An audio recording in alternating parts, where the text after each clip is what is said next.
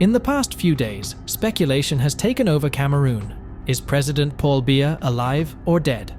With his 42-year rule nearing its end, the big question is, who's next in line? Will his son take over, or will the nation face a different fate? And what happens if Biya leaves office before his term ends? What does the constitution say? In this video, we're diving deep into the future of Cameroon's leadership, the potential for a political shakeup, and whether history might repeat itself.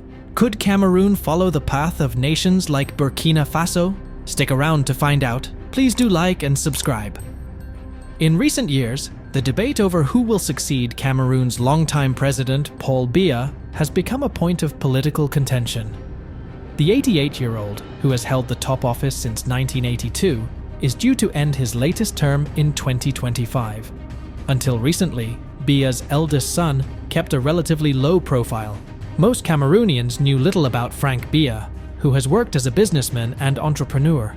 But now, speculation is mounting that he may be preparing to take over his father's role as leader.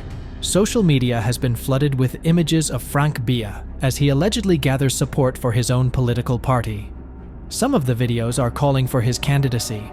A group of businessmen, politicians, and government allies has even formed the Franquistas citizen movement for the peace and unity of Cameroon.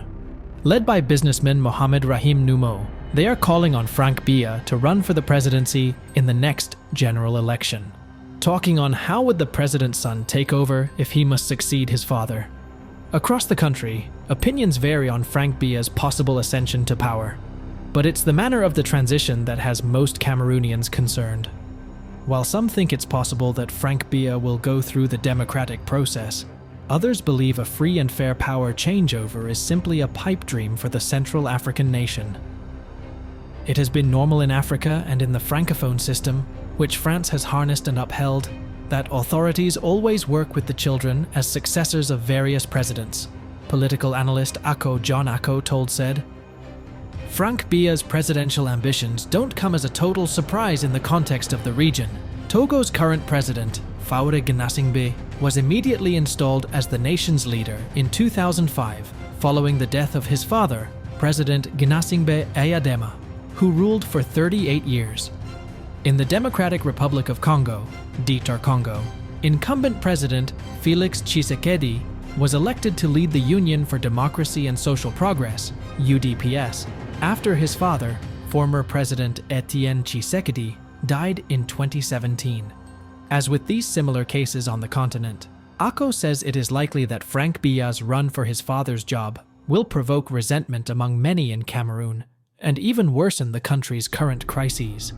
Franck Biya becoming president will anger many Cameroonians and may provoke other conflicts, he says.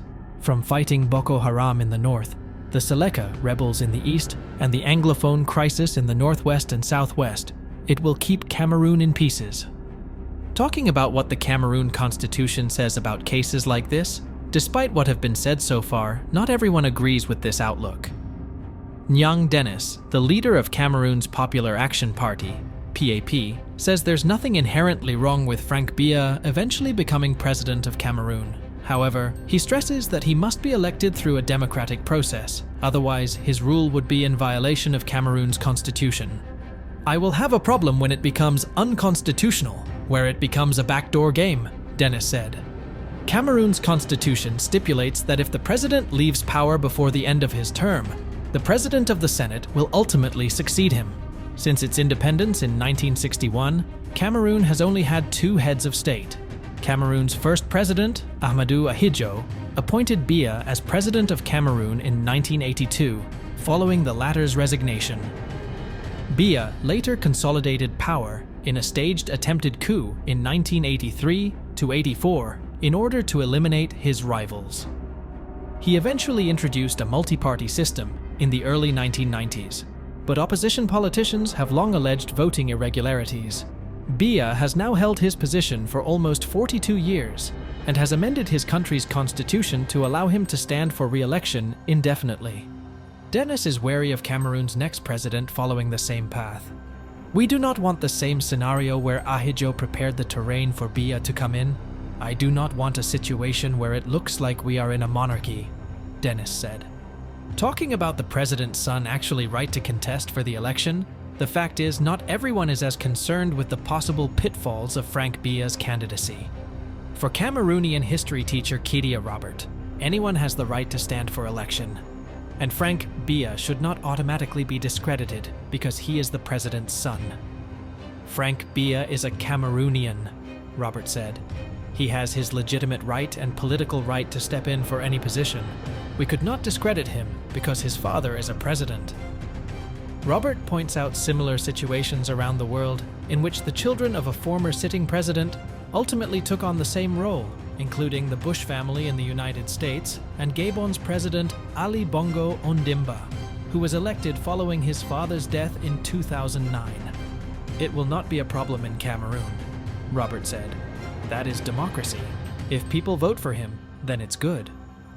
As we reach the end of this video, one thing is clear. The political future of Cameroon remains uncertain, with President Biya's health in question and his son Franck Biya possibly positioned to succeed him. The nation is at a crossroads.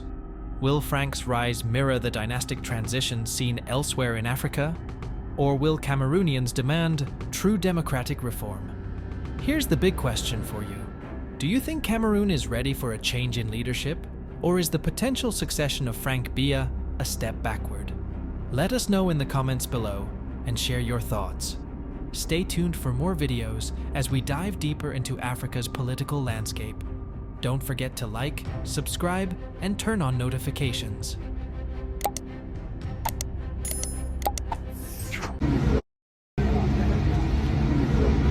Monsieur Franck, bonsoir.